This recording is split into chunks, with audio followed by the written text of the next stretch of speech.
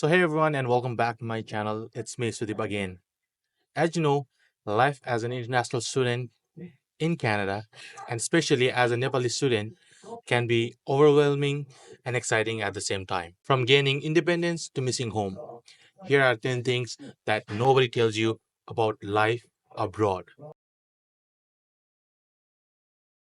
Independence hits you like a truck. In Nepal, your parents pay your bills, food just appears on the table, and someone always asks, Khana khayo? In Canada, if you don't cook, you don't eat. If you don't work, you don't survive. Forget mom, khana pakyo. It's never gonna happen here. The Nepali time mindset is just a scam. In Nepal, we are used to being late anywhere we go, and we call it Nepali time. In Canada, being late means disrespectful, and sometimes even it means sorry, you missed your shift. Here, people plan their things way in advance. Like for an example, they would be planning for like, hey, are you free for a coffee on March 31st at 12:45 p.m.? It's just like that.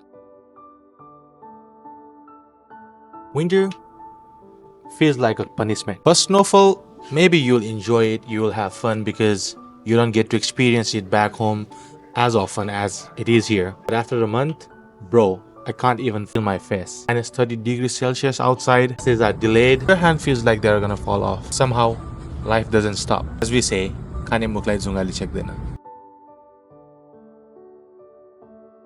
Dal-bhat power is real, and we miss it. In Nepal, a plate of rice, curry, chicken, and yogurt would cost about $1.50. But here, even a small plate of rice would cost you about $5 plus taxes. And that's just for the rice. In the beginning, you will try many different new recipes. But as time goes on, you will Google Nepalese restaurant near me at 2 a.m. Buying Nepali groceries feels like a side quest. In Nepal, you go out and within 2 minutes, you get to see a lot of grocery stores where you can buy anything that you want. But here, finding a Nepali grocery store in itself is a side quest.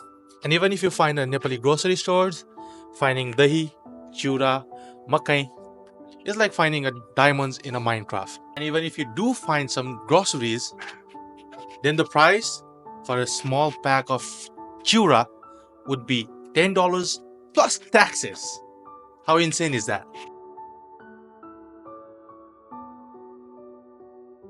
Social life is more like a schedule of friendship.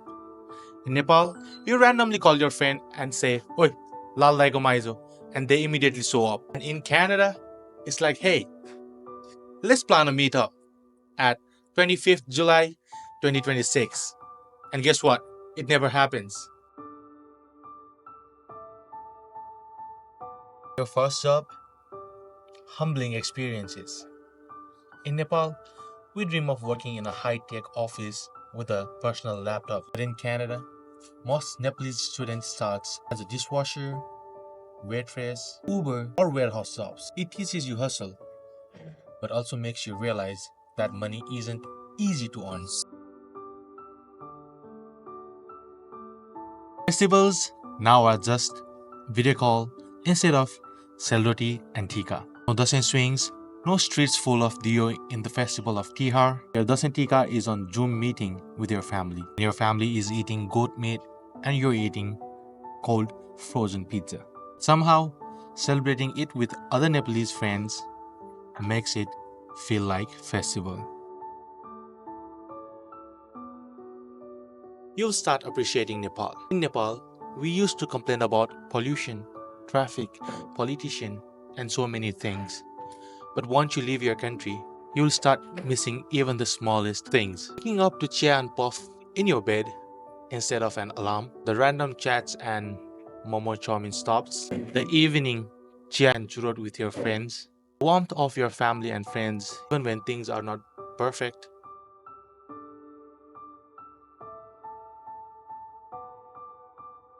Canada changes you, but Nepal never leaves you.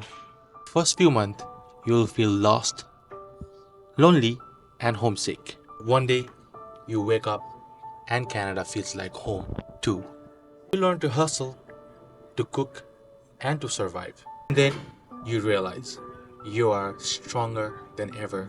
Trust me, that is what matters the most. You, yourself, and your well being. That is all that matters. Life in Canada is not just about snow, missing home, and more opportunities. It's about growth, struggles, and realizing who you really are. Someday, you might feel like you're on the top of the world, chasing your dreams. Other days, you're sitting in your tiny rooms and thinking how lonely, sad, and depressed you are. And also wondering why you ever left your home. Here's the truth. No matter where we go, from hot, we are always Nepalese. The way we check up on each other, even in the crowds when we hear someone speaking Nepali, we get excited. The way we celebrate festivals, even in a land that knows nothing about Nepal. Carrying small to the biggest flags all the way from your country to this new wonderland. We all miss our country and love our country. Maybe, just maybe, if there is any wish that I could make, I would say in next life, I wish we never had to leave our home, our country, our pride, Nepal.